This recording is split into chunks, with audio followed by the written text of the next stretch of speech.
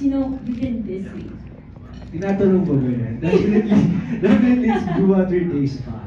Kasi it's my favorite spot every time I need time to relax, recharge, and to, just breathe. So, yeah, Blue Water Day Spa talaga. Let's dive into the details of that. Since we've already know that you go to Blue Water Day Spa for that pamper session. Let's get into the details. So, what are your favorites? If you have, can you enumerate your favorite treatments that you usually take or, go through? Well, dalawa lang naman yung halos lagi kong binubook na service sa kanila. It's the traditional Balinese massage and Thai yoga. Kasi when it comes to Balinese massage, talagang, syempre sa work namin, laging may taping, puyat, and yung mga ilaw, tapos yung rehearsal or workshop, nakakakinig siya ng tension. So, madalas pa naman yung mga unwanted stress, like kahit sa TV, traffic pa lang, pagdating mo sa work, talagang medyo you feel burnout na. So, when I feel that way, I always go to Blue Water Day Spa, mag-Balinese traditional Balinese massage ako, and yun, I feel good and I feel more relaxed and calm after.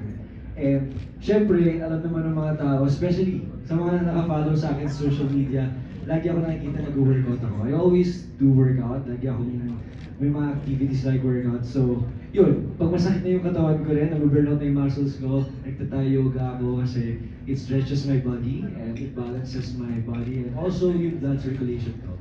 So definitely, doon, okay na ulit yung katawan ko. I'm ready for another week. I'm ready to face other challenges, activities, and definitely, isa sa paborito ko after tayo, guys, yung masarap yung tulog ko after. Fully recharged talaga after that pamper session. Pero TJ, you have been very, very busy. We've been talking about it over and over. Your schedule is jammed. So how do you still find time for self-care? Well, to be honest, it's really challenging sa totoo lang. Pero, parang for me, lahat naman tayo kasi masisipag. Lahat tayo, we always work hard. So natutunan ko yan throughout the years na, I can't pour on an empty cup. So, kailangan ko talagang, because I'm always using my energy and I'm always giving my energy. So, I need to recharge, to regenerate. So, sinet ko talaga yung goal ko na, once a week, kailangan ko mag-visit sa Blue Water Day Spa para at least talagang makapagpahinga ako. Kasi kailangan ko alagaan yung sarili ko eh. And after that, it works for me kasi every time na mag-visit ako ng Blue Water Day Spa, kinabukasan, I'm ready to face another day. Parang feeling ko, I'm ready, kahit anong challenges yan. So, it helps me a lot. I love that. Thank you so much. Very well said, TJ. And now I believe we are so ready to hear questions from our media friends. So, I believe at this point, again, we're opening the floor for a quick Q&A with our new Blue Water Day Spa brand ambassador, TJ Marquez. If you have questions, please feel free, raise your hands, and our team will hand you over a microphone. Yes, I think we do have here one. The microphone here, over here, yes, please.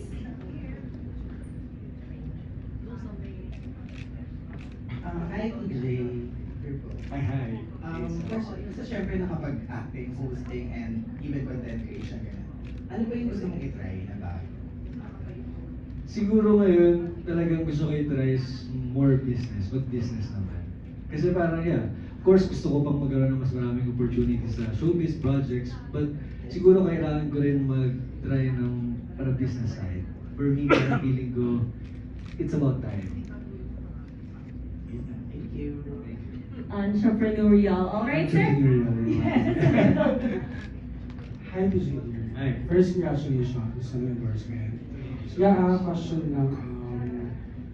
Is there a dream project or dream actor or actress na gusto maka-work with TJ Marquez?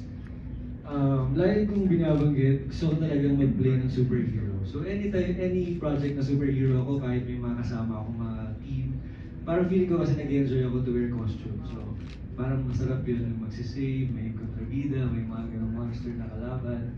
But kung actress naman, mga actor, siguro kahit anong role, basta siguro makatrabaho ko si Miss Julian Santos. It will be exciting for me. Thank you and congrats. One lovely choice, Julian Santos. Diba? God, I love. I just say one word with Miss Julian Santos. Yes, another question from our friend. Yep. Hi DJ, congratulations to your new endorsement. Salamat po. Malasan Stars po daw. I just want to ask, alam naman natin bongga yung Blue Water Days pa, di ba? Meron silang theater. Have you tried to yung kanilang theater habang nagpo-put spa dun sa kanilang theater?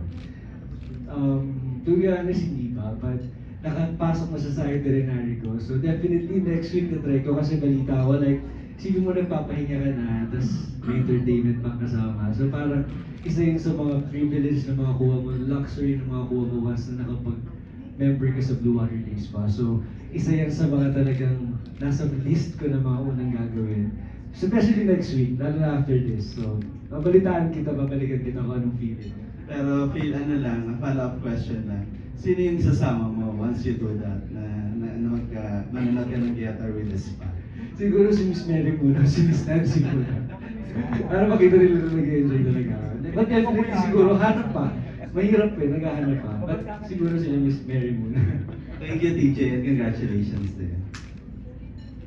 Ang dami kasing treatments, no? There are so much to try. And then, in just one visit, you cannot try everything. So, diba? So, TJ has yet to try that out. So, next up, I believe we have question pa from our friend. Yes. Hi, DJ. Hindi ko pa PH. What hobbies do you enjoy when you're not working? Well, aside from working out, siguro yung mga close friends ko saka sa mga nakakilala sa akin, alam nila na mahilig akong kumain kahit hindi halata. Mahilig din ako magluto. So lagi ako nasa grocery, bibili ng makakain, tapos nagpe-prepare ako ng pagkain ko. And pag nasa bahay, lagi kami nag-play ng movie whole day. So habang kumakain, nood-nood lang kami ng series at saka mga pelikula. Follow-up question lang. You mentioned business. What type of business do you see yourself pursuing? Kasi na-try ko na mag-skincare business, but siguro, I'll try pa rin siguro coffee shop or mga food, mga ganyan. Kasi talagang, yun naman yung mga mas mabenta sa atin ngayon, like yung mga kinakain talaga. Thank you so much. Especially TJ loves to eat. Kanina, diba, he was able to mention that it is his hobby, diba? And so I believe we have one more, our final Hi, question. TJ. Yes. Hi, TJ. Congrats. What does self-care mean to you?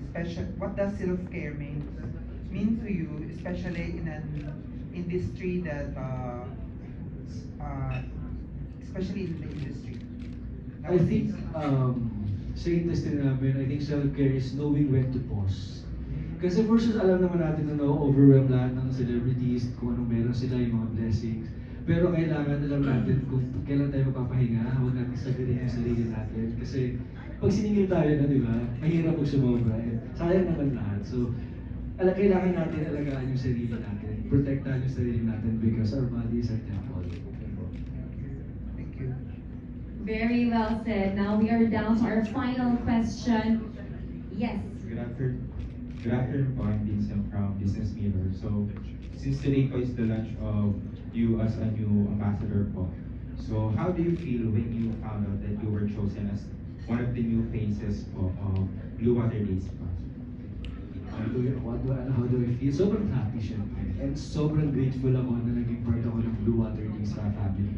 That's why gusto ko na rin kunin itong opportunity na to para magpasalamat sa Blue Water Days family, kay Miss Mary, kay Miss Nancy, and sa lahat po ng bumubuo ng Blue Water Days pa, sa mga nagbigay sa akin ng chance at opportunity, and to my management, sa manager ko, si Sir Arnold Bicafria, sa ALV Talent Circuit, at sa inyo po lahat. Basta sa lahat po naman dito na parte ng pagpili po sa akin, maraming salamat. And I believe we are down, TJ, I'm sorry, we have final question from our friend. Are they here? Yes? We have the very final question. There you go. Hi, Nari from GMA. Hello po. DJ, kasi marami ng celebrities ngayon, especially actors, do you get pressure to stay in shape or in pati sa talent mo? And what do you do to maintain your status? Ako naman when it comes to yung physical looks, ganyan, I always, I'm a very health conscious at saka self-aware naman ako. Inaalagaan ko yung sarili ko kasi alam ko yung pinasok ko na trabaho. So dapat natin alagaan yung sarili namin. Not just physically, but emotionally and, mentally. And kung minsan talent naman, syempre we do workshop. And thankful din ako that I still have other opportunities not just here in the Philippines, like Indonesia, Malaysia. So pag feeling ko wala akong trabaho, yun, mini-message ko sila and then they give me projects. But sabi ko kasi mas priority ko muna dito sa Pilipinas, may gagawin ako dito. So thankful naman ako na I'm blessed and at least kahit pa paano, nagja-juggle ko pa rin yung work and kung paano ko alagaan yung sarili ko. With the help, syempre, ng mga ganitong classic pampering like Blue Water Day Spa.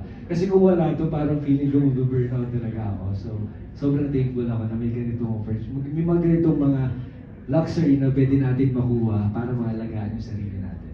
Siguro singin ko na lang, you were called kanina international actor. How does it feel? Actually, di naman siya pumapasok sa isip ng international actor, pero pag talagang inisip ko na lang talaga na sobrang surreal yung feeling. Kasi konti lang yung mga nabibigyan ng opportunity na makapagtrabaho sa ibang bansa. At ako naman, sobrang na-enjoy ko kasi parang nasa Pilipinas rin naman ako pag nandun ako sa Indonesia. Talagang yung language lang yung iba. Same lang yung work ethics, pati yung time. So, sobrang thankful ako na nabibigyan ako ng opportunity not just here, but also sa ibang bansa. Like, kung bago rin ako ka-happy na yung mga ibang mga celebrities dito, bibigyan rin sila ng chance. And yung ngayon, may mga celebrities tayo na ibabasok rin dito from other countries. Kaya nakakatuwang isipin. Thank you so much for being so generous with your answers, TJ. And again, to our media friends, thank you so much for your questions. Later on, we will have more fun. TJ, I'll be requesting you to sit a bit, and then we'll have more fun later on. Thank you. Thank you so much.